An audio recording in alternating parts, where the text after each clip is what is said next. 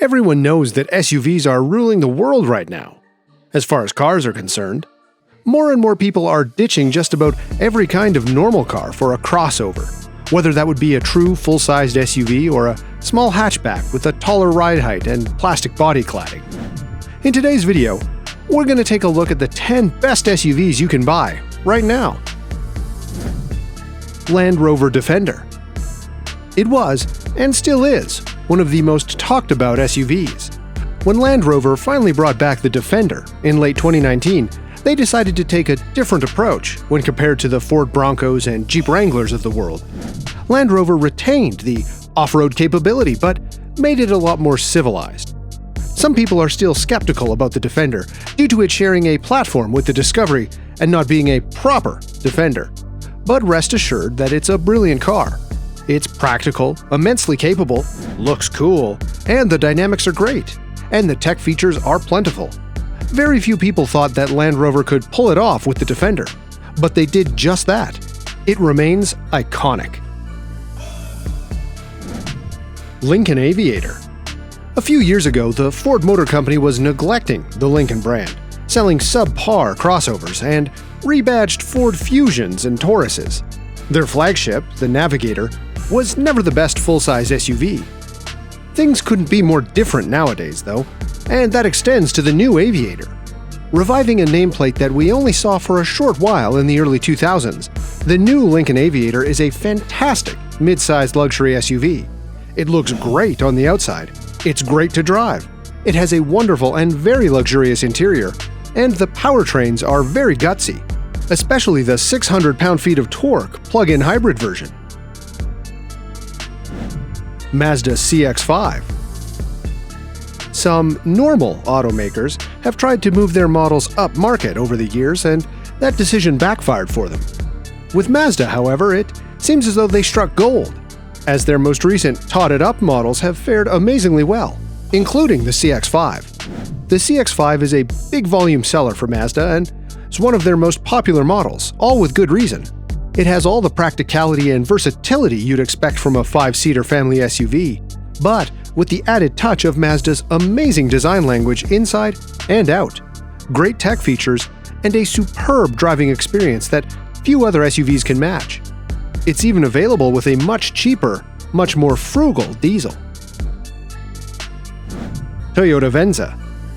The original Toyota Venza model wasn't exactly well received, mostly because it completely defied tradition.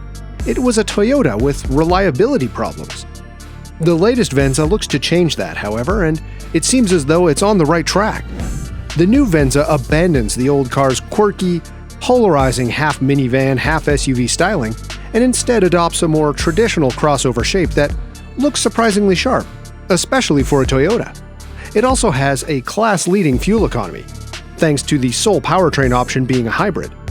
Reliability is back to the usual Toyota standard, or at least it should be, and the interior and tech features are plentiful and very well sorted. Hyundai Palisade. Hyundais used to be a total joke some 15 years ago. People would be surprised whenever they saw one on the road, simply because, while they were honest in what they did, they just didn't have quite as much appeal. Nowadays, however, things couldn't be more different.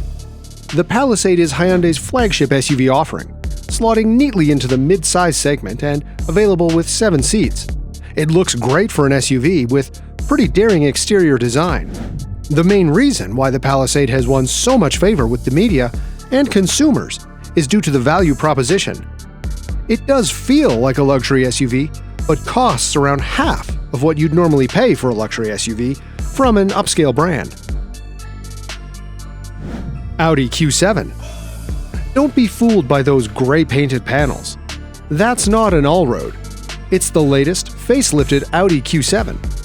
It's a bestseller in the mid-sized luxury SUV segment, and it has earned its spot there because it's a great machine. It may be a bit expensive, especially when you start piling up the options, but it's for a good reason. The interior and tech features are up to the usual Audi standard, which is very high. It's also available with third-row seating and a punchy 335 horsepower V6 engine. Not to mention, it certainly doesn't feel all that much like an SUV to drive.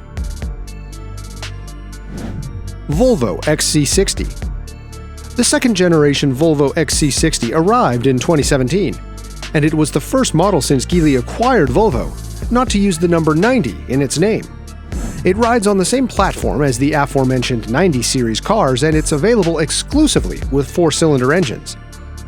Don't let that put you off, though, because Volvo has found a way to massage all of the XC60's available powertrains to be up to the task of moving this relatively heavy SUV forwards. It also looks great on the outside, has one of the best interiors and some of the best techs in the industry right now. It's frugal, and the fact that it errs more towards comfort than sportiness may be an appealing factor to the potential buyer. Acura MDX. Acura is experiencing a little bit of a renaissance in recent times. As well as the far more interesting new TLX and its Type S derivative, the new MDX is certainly a much better and more interesting car than the one that came before it. Acura has gotten very serious about improving its models, which is why the new MDX, aside from looking very good on the outside, is available with some serious shove. It also has a surprisingly luxurious interior, with the latest Honda Acura infotainment system, although the control is a bit finicky. If you're after sporty driving dynamics in your next crossover SUV, the MDX is a pretty safe bet. Porsche Cayenne Coupe. Hot off the heels of the recent Coupe SUV craze, Porsche decided that they wanted a slice of the action. They took the already excellent Cayenne, flattened the rearmost part of the roofline ever so slightly, and tweaked the dynamics, resulting in the Cayenne Coupe. The Cayenne was never really the subtlest of SUVs to begin with, but this coupe model, by comparison with the Lamborghini Urus or BMW X6, looks like a Toyota Camry. That's also part of the appeal, as everyone knows that the Cayenne has always been way more capable on the road than any SUV ever has the right to be. And the coupe takes it a step further, while still providing great tech, safety, powertrains, most of the space, and comfort. Kia Telluride. All of the latest and incoming SUV models have been counted among the best. But in the case of the Kia Telluride, it seems like it is the best.